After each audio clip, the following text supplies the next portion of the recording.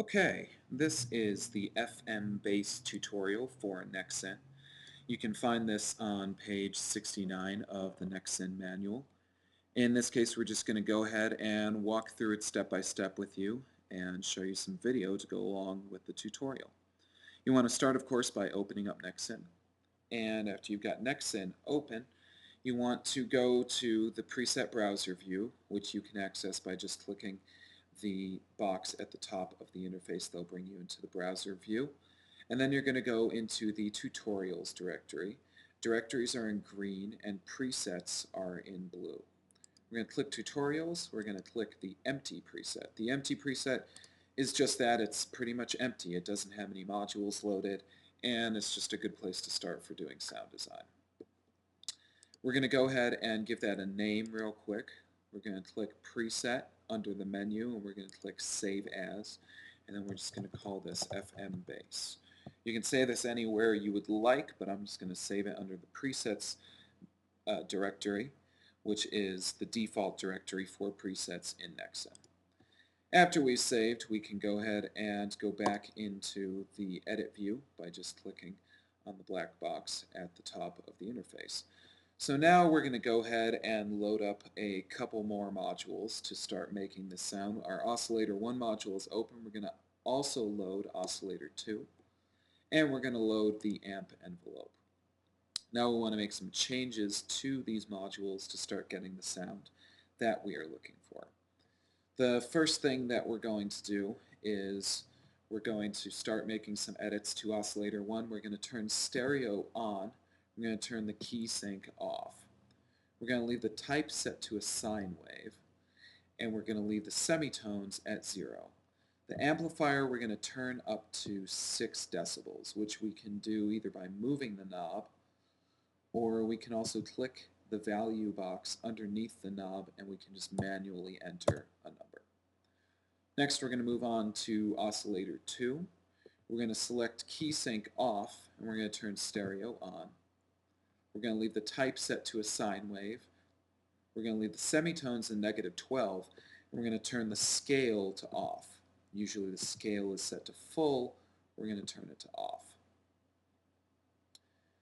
Also, we're going to leave the amplifier setting right where it is when we first opened that oscillator 2.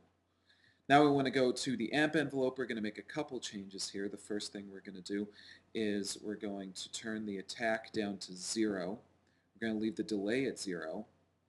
We're going to leave the hold at 0. The sustain at 127. The decay we're going to turn down to 0. And the release we're going to set to be 16.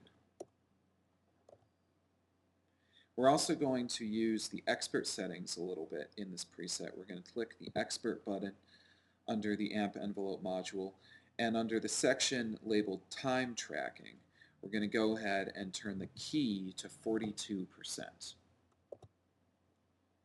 That's really the only change that we're going to make to the expert settings of this module, so we'll go ahead and just close it back up.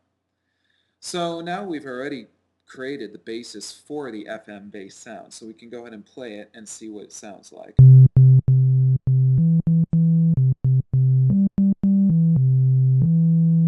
So you can see that's a pretty flat bass sound. It doesn't have a lot of body to it right now, but we can change that.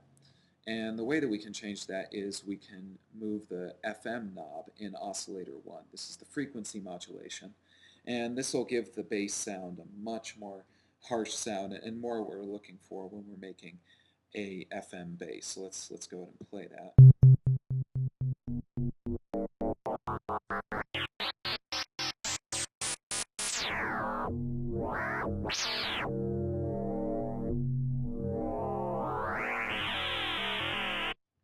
So you can see that's definitely getting much more harsh. That's more the sound that we're looking for.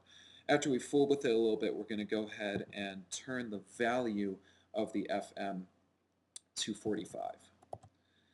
Then we want to open the matrix 1 through 2 module, and this is going to allow us to control some parts of the preset that we're making without having to do it by hand consistently. So under the matrix, we're going to go ahead and leave the source set to mod envelope. We're we're going to select destination A, and we're going to go to oscillator 1 and set it to control the FM. We're going to leave destination B turned off, and we have to tell destination A how much of a percentage it gets to control. In this case, we're going to give it 90%.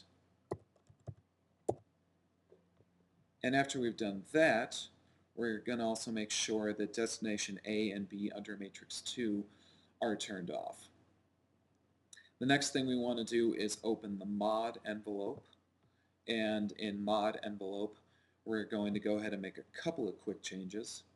We're going to leave the delay at 0 and the attack at 0. The hold is going to stay at 0. The sustain we're going to turn down to 0.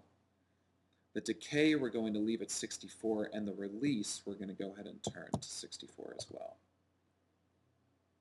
So after we made those settings, we've basically created the overall groundwork for an FM bass sound. So let's go ahead and play that and see what it sounds like.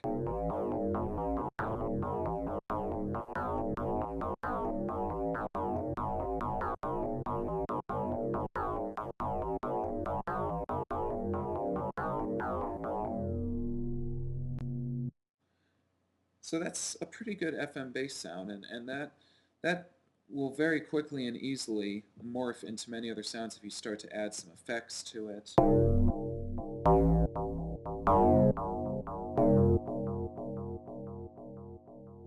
You can do any number of things to an FM bass sound like this, and hopefully it serves you well in your tracks, and you can move on to some of the next tutorials and see what else there is to offer.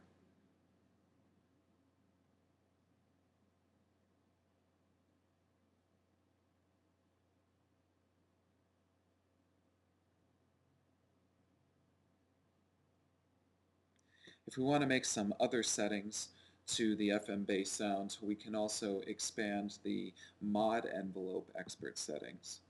And we can turn up the amp tracking velocity. We can turn that up to somewhere around 80.